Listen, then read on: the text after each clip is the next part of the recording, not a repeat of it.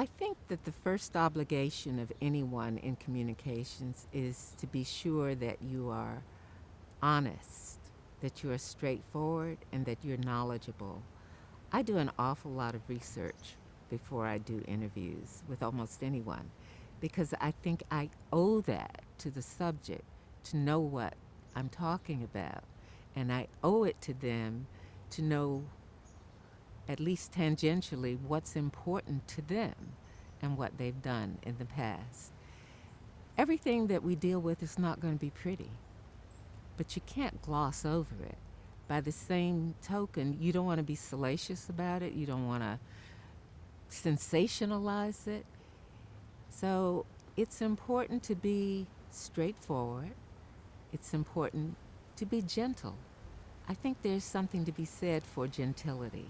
I don't like interviews that are harsh and that are trying to stab the subject to that. That's not what it's about. It's about really trying to invoke a sense of this is a safe space to talk, but let's do it honestly and straightforwardly. I think the other thing that's important is to know what the subject is. It makes a difference whether your intent is just to get something that's going to be a headline or that's going to, you know, shock people. Is that really the importance of talking to that person?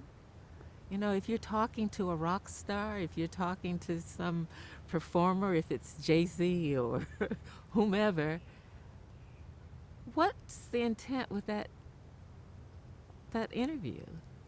Isn't it that you want to know more about their career or their creative process or what they're doing?